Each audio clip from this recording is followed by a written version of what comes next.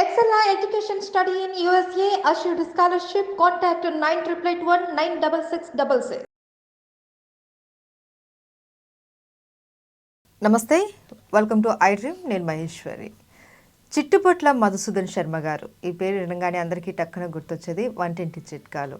ఈయన చెప్పడమే కాదండి, 2 బుక్స్ కూడా రాశారు. మనందరికీ కూడా అందుబాటులో ఉంటాయి. ఇవి ఆన్లైన్లో దొరుకుతాయి. అలాగే దగ్గరలో ఉన్న పెద్ద పెద్ద బుక్ స్టోర్స్లో కూడా మనకు ఈ బుక్స్ అందుబాటులో ఉంటాయి. ఒకటి వచ్చేసి ఇంటింట ఆయుర్వేద వైద్యం అండ్ అలాగే ఇంకొకటి వచ్చేసి వంటింటి చిట్కాలు. సో ఆయుర్వేదంలో దొరికేటటువంటి వనమూలికలతోటి ఎలా ఆయుర్వేద వైద్యం చేసుకోవాలి అండ్ అలాగే వంటింట్లో దొరికేటటువంటి వస్తువులతోటి ఎలాంటి వైద్యం చేసుకోవాలి అన్న కాన్సెప్ట్ మీద సార్ 2 బుక్స్ రాశారు. సో మీరందరూ కూడా ఇది తీసుకొని మీ ఇంట్లో పెట్టుకుంటే ఆరోగ్యాన్ని మీ ఇంట్లో కొని తెచ్చి పెట్టుకున్నట్లే ఉంటుంది. సో రైట్, ఇప్పుడు మనతో పాటు ఉన్నారు సార్.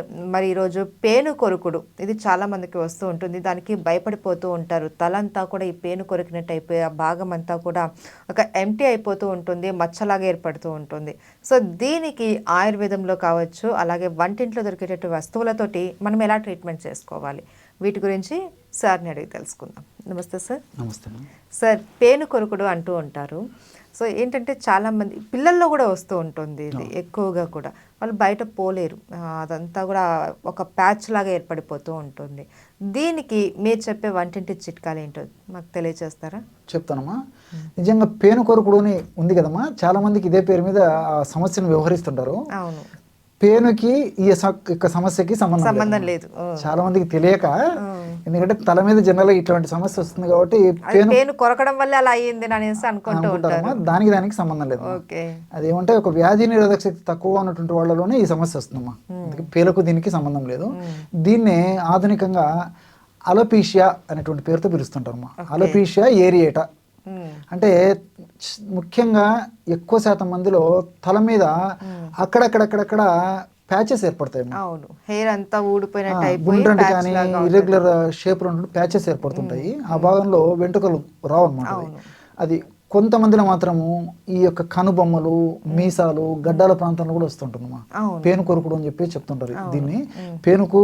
పేనుకి దీనికి సంబంధం లేదు. ఆయుర్వేద వైద్య విధానంలో ఇంద్రలుప్తం అనేటువంటి పేరుతో పిలుస్తారు. ఇంద్రలుప్తం వ్యాధి నిరోధక శక్తి తక్కువగా ఉన్నటువంటి వాళ్ళలోనే ఇది వస్తుంటుందమ్మా. రెండవది ఏంటంటే, దీనివల్ల నొప్పి కానీ, బాధ కానీ, పోటు కానీ, సలుపు కానీ, దురద కానీ అది ఇతరులకు రావడం కానీ ఎలాంటిది ఉండదమ్మా. అవును సార్, చాలా మందికి కనీసం వాళ్ళకి తలలో ఒక ప్యాచ్ వచ్చింది అన్నది ఎవరైనా చెప్తే గానీ తెలియదమ్మా. ఒకరి నుంచి ఒకరు కూడా రాదమ్మా ఇది. కాబట్టి కేవలము అందవికారంగా ఉండేటువంటి పరిస్థితి ఏర్పడుతుంది తప్ప వేరే రకమైనటువంటి ఇబ్బంది అయితే ఉండదమ్మా. కాబట్టి దీనికి సంబంధించి రకరకాల ప్రయత్నాలు చేస్తుంటారమ్మా. కొంతమందికి కొన్ని రకాలుగా కొంతవరకు సత్ఫలితాలు కలిగితే, కొంతమందికి ఒక రకమైనటువంటి ఫలితాలు కలిగితే, కొంతమందికి మాత్రం అంత తృప్తికరమైనటువంటి రిజల్ట్స్ రావమ్మా. ఇప్పుడు మీరు మంచి టాపిక్ సెలెక్ట్ చేసి ప్రేక్షకుల కోసం అడుగుతున్నారమ్మా. మేము ఎంతో మందికి వాడి చక్కటి సత్ఫలితాలు పొందినటువంటి ఒక ఫార్ములాని ఇప్పుడు మీకు చెప్తాను చూడమ్మా. అందరికి ఉపయోగపడుతుంది ఇది. అన్ని ఐటమ్స్ దొరికేవమ్మా, తయారు చేసుకోవడం కూడా సులువు. జస్ట్ ఎక్స్టర్నల్ అప్లికేషన్ అమ్మా. దానివల్ల ఇంటెక్ కాదు, జస్ట్ ఎక్స్టర్నల్ అప్లికేషన్. సో అది వాడుకోవడం వల్ల ఆ పేను కొరుకుడు సమస్య తగ్గిపోతుందమ్మా. సో వాడుకునేటువంటి విధానము, ఔషధం ఎలా తయారు చేసుకోవాలంటే, ఓజా ఫస్ట్ అమ్మా. ఓచా అంటుంటారమ్మా. చిన్న పిల్లలకు ఓచా ఒకటి. తర్వాత వామమ్మా, దాన్ని అజవాయిన్ అంటారు. ఐడియా ఉంది కదమ్మా.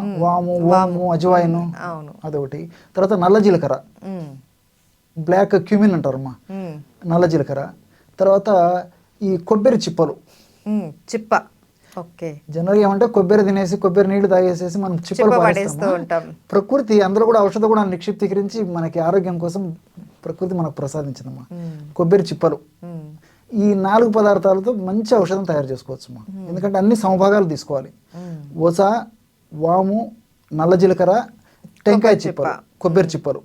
కొబ్బరి చిప్పలు చిన్న చిన్న ముక్కలు చేసేసి కొంచెం ఒక 4-5 రోజులు బాగా ఎండబెట్టేస్తే సరిపోతుందమ్మా. చిప్పలు కూడా అన్నీ ఒక ఇనుప బాండర్లో తీసుకోవాలమ్మా.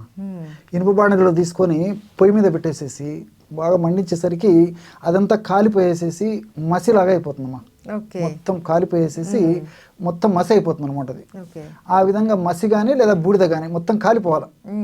ఆ విధంగా తయారైనటువంటి ఆ బూడిద లేదా మసిని తీసుకొని చల్లారిన తర్వాత జల్లి పట్టేసేయాలమ్మా. స్మూత్ పౌడర్ అయిపోతుంది. అందులో తగినంత కర్పూరం, ఓకే. మన ఇళ్లలో దొరికే కర్పూరం వాడుకున్నా సరిపోతుంది. పచ్చ కర్పూరమా సార్? అక్కర్లేదు, నార్మల్దా? మామూలు కర్పూరం, నార్మల్. పచ్చ కర్పూరం కూడా అవసరం లేదు. మన ఇంట్లో హారతి కర్పూరం ఇలాంటి ఉంట కర్పూరం ఏదైనా వాడితే సరిపోతుంది. కొద్దిగా అందులో వేసేసి మొత్తం బాగా కలిపి పెట్టుకున్నామా, ఉదయం ఒకసారి రాత్రి ఒకసారి తగినంత పౌడర్ తీసుకొని స్వచ్ఛమైనటువంటి కొబ్బరి నూనెమా ఓకే. బాగా రెండింటి బాగా రంగరించేసేసి మంచి క్రీమ్ లాగా తయారైపోతుంది. ఆ క్రీముని ఎక్కడైతే ఆ యొక్క ప్యాచెస్ ఉన్నాయో, పేనుకొరకుడు మచ్చలు ఎక్కడైతే ఉన్నాయో ఆ భాగంలో అప్లై చేసి సున్నితంగా రబ్ చేయాలమ్మా. ఓకే. ఉదయం ఒకసారి సాయంత్రం ఒకసారి మసాజ్ లాగా చేయాలా సార్, లేకంటే అప్లై చేసి వదిలేయాలా? కొద్దిగా మైల్డ్గా మసాజ్ చేయాలమ్మా. ఓకే. ఈ విధంగా చేస్తే చాలా ఫాస్ట్గా ఈ వెంట్రుకలు వచ్చేస్తాయమ్మా. రెండవది ఏంటంటే వ్యాధి నిరోధక శక్తి తక్కువగా ఉన్నటువంటి వాళ్ళలోనే ఇట్లా వస్తుందని చెప్పాను కదమ్మా. దీనికోసం కావాలంటే 2 మాసాలు 3 మాసాలు మళ్ళా సమస్య పునరావృతం కాకుండా ఉండాలంటే మనకి మార్కెట్లో ఉసిరి పొడి దొరుకుతుందమ్మా. ఆమ్ల చూర్ణం అంటారు, ఉసిరి పొడిని ఆమ్ల చూర్ణం అంటారు. ఆమ్ల చూర్ణాన్ని ఒక పావు చెంచా నుంచి అర్ధ చెంచా వరకు, చిన్నపిల్లలు అయితే పావు చెంచా అంటే టీ స్పూన్ అమ్మా, కొంచెం పెద్ద వయసు వాళ్ళైతే అర్ధ చెంచా, ఆ పౌడర్ని తగిన నీళ్ళల్లో కానీ లేకపోతే పాలల్లో కానీ మజ్జిగలో కానీ కలిపి తీసుకోవాలమ్మా ఉదయం సాయంత్రం. ఈ విధంగా తీసుకోవడం వల్ల వ్యాధి అనేది పెరుగుతుందమ్మా. ఎప్పుడైతే బాడీలో ఇమ్యూనిటీ పెరిగిపోతుందో ఈ సమస్య మరలా పునరావృతం కాకుండా ఉంటుంది. అది లేకపోతే కొంతమంది ఆ ఒగురికి కొంతమంది చిన్నపిల్లలు ముఖ్యంగా తీసుకోలేనటువంటి పరిస్థితి ఏదైనా ఉంటే చవనప్రాశ అని చెప్పేసి దొరుకుతుందమ్మా. చవనప్రాశ ఆ పేరు మీరు వినే ఉంటారు. ఆ చవనప్రాశలో ప్రధానంగా ఉసిరిక కలుపుతారమ్మా.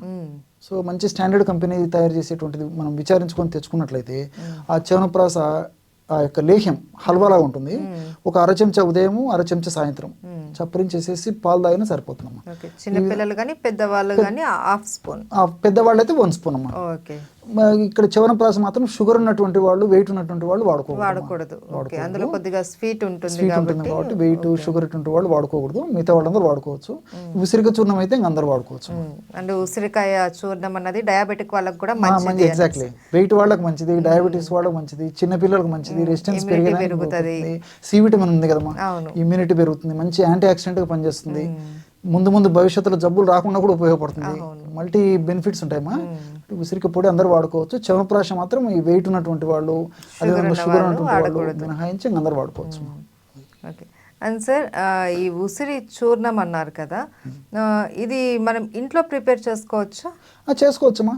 ఇప్పుడు ముఖ్యంగా కార్తీక మాసంలో మనకు ఉసిరికాయలు దొరుకుతాయి. అవును, కార్తీక మాసంలో ఎక్కడ పడితే అక్కడ మార్కెట్లో దొరుకుతుంటాయి. మనం ఆ ఉసిరికాయలు తెచ్చుకున్నామా, బాగా 2 రోజులు 3 రోజులు కొంచెం ఎండలో పెట్టేసేస్తే పగిలినట్లు అనిపిస్తాం కాయలు. ఆ పగుళ్ళు వచ్చినప్పుడు మనం లోపల విత్తనం తీయడం ఈజీ అమ్మా, చాలా మందికి తెలియదు. అది పచ్చివి తీసుకొచ్చి కొట్టి వేస్ట్ చేసేసి గుజ్జ కొంతంత వేస్ట్ అయిపోయి చిట్లేసి అట్లా జరుగుతుంటుందమ్మా. సింపుల్ మెథడ్ చెప్తాం చూడండి. మనం ఉసిరికాయలు తెచ్చుకొని బాగా 2 రోజులు కానీ 3 రోజులు కానీ అవసరమైతే 4 రోజులైనా సరేమ్మా ఎండ పెట్టాలమ్మా. ఎండ పెడితే సడలిపోతుంది అనమాట. అది ఆ సడలిపోయినప్పుడు జస్ట్ అట్లా క్రష్ చేస్తే ఆ విత్తనం కూడా వచ్చేస్తుంది. ఆ పైన పెచ్చులు నీట్గా వచ్చేస్తాయి. ఆ పెచ్చులను బాగా ఎండబెట్టేసేసి ఒక కంటైనర్ నిల్వ ఉంచుకున్నామా, పౌడర్ చేసుకొని వాడుకోవచ్చు. దంచుకొని కానీ లేకపోతే మిక్సీలో వేసుకొని పౌడర్ చేసుకొని వాడుకోవచ్చు. ఇది ఇంకా ఈ జబ్బుకు వాడచ్చు, ఈ జబ్బుకు వాడకూడదు అనేటువంటిది ఏం లేదమ్మా. సమస్తమైనటువంటి వ్యాధుల మీద పనిచేస్తామా. ఇమ్యూనిటీ పెరిగితే చాలా రకాల రోగాలకు కూడా దరికి రానియవు అనేసి అంటూ ఉంటారు. అంతే కదమ్మా. ఇమ్యూనిటీ ఎప్పుడైతే పెరిగిపోయిందో ఉన్న జబ్బులు తొందరగా తగ్గిపోతాయి, జబ్బులు రాకుండా కూడా ఉపయోగపడుతుంది. కాబట్టి ఇంచుమించు అన్ని వ్యాధులకు ఇది సమస్త చక్కటి పరిష్కారం చూపుతుందమ్మా. ఇది లేకపోతే ఒకవేళ అట్లా ఏదన్నా కార్తీక మాసం మిస్ అయిపోయి మనం ఒకవేళ సేకరించుకోలేకపోతే ఉసిరి పెచ్చులు ఎండినవి దొరుకుతాయమ్మా మార్కెట్లో. సో ఉసిరి పెచ్చులు తెచ్చుకొని ఫ్రెష్గా మనం పౌడర్ తయారు చేసుకుని వాడుకుంటే చాలా చాలా మంచిదమ్మా. అవును సార్, పేను కొరకుడికే కాకుండా ఇది కొంతమందికి తల్లో ఏదైనా దెబ్బ తగిలి ప్యాచ్ లాగా ఉంటుంది, అక్కడ యూజ్ చేసిన ఏమైనా ఫలితం ఉంటుందా? అంటే హెయిర్ రూట్ పూర్తిగా డ్యామేజ్ అయితే ఆ కండిషన్లో అయితే ఆశించినటువంటి ఫలితాలు కలగమ్మా. హెయిర్ రూట్ డ్యామేజ్ కాకపోతే ఇదే ఔషధాన్ని మీరు అన్నట్లు అప్లై చేయడం వల్ల మళ్ళీ హెయిర్ గ్రోత్ వచ్చేస్తుంది అక్కడ. ఓకే, సో హెయిర్ గ్రోత్ కూడా ఇది మంచిగా వాడుకోవచ్చు, చాలా చక్కగా పనిచేస్తుంది. నార్మల్ హెయిర్ గ్రోత్ కి కూడా వాడుకోవచ్చు. నార్మల్ హెయిర్ గ్రోత్ కి అంత ఉపయుక్తకరంగా ఉండదమ్మా. ఇట్లా ఇట్లాంటి సమస్య ఉన్నప్పుడు ఏదన్నా అట్లా ప్యాచెస్ ఉన్నప్పుడే జనరల్ వాడుకుంటారమ్మా. ఎందుకంటే ఇప్పుడు ఈ కొబ్బరి చిప్పల్లో మనం కాల్చినప్పుడు విధమైన యాష్ క్షారం కదమ్మా, ఆ క్షారాన్ని హెయిర్స్కి అంతా అప్లై చేయడం కూడా అంత మంచిది కదమ్మా. మళ్ళీ అంటే చాలా మంది ఏమనుకుంటారంటే సార్, నేను ఎందుకు అడిగానంటే ఓకే ఆ ప్యాచ్ దగ్గర పెడితే వచ్చేస్తుంది కాబట్టి మనం మొత్తం అప్లై చేస్తే ఇంకా మనకి ఎక్కువ హెయిర్ వచ్చేస్తుంది అన్నట్టు వాడేస్తూ ఉంటారు.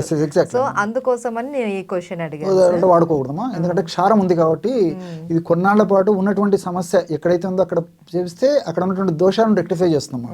అక్కడ ఏ దోషం అయితే ఇబ్బంది పెట్టి దోషం ప్రకోపించి అక్కడ రక్తం బ్లడ్ సర్క్యులేషన్ సరిగ్గా జరగక పోషకాంశాలు సరిగ్గా జరగక సమస్య ఎక్కడైతే ఉందో అక్కడ కొన్నాళ్ళు వాడుకోవచ్చు, కానీ ఎక్కువ రోజులు కంప్లీట్గా హెయిర్ పెరిగేందుకు మాత్రం ఇది అడ్వైజబుల్ కాదమ్మా. మిగతా అనేక మెడిసిన్స్ ఉన్నాయి, అలాంటి మెడిసిన్స్ వాడుకుంటే సరిపోతుందమ్మా. ఇప్పుడు మందార ఉంది, కలబంద ఉంది, మెంతులు ఉన్నాయి, అదేవిధంగా తర్వాత మినుములు ఉన్నాయి, ఇలాంటి అనేక రకాలు ఉన్నాయమ్మా. కావాలంటే వాటితో ఏదైనా మెడిసిన్ తయారు చేసుకుని వాడుకోవచ్చు, కానీ బృంగరాజు ఉంది, కాటుకాకు అంటారు కదమ్మా, ఇలాంటివి అనేక ఉన్నాయమ్మా. కాబట్టి వాటితో వాడుకోవచ్చు, కానీ ఇది మాత్రం జనరల్ డాక్టర్స్ వాడరమ్మా ఇది. Okay, thank you so much sir.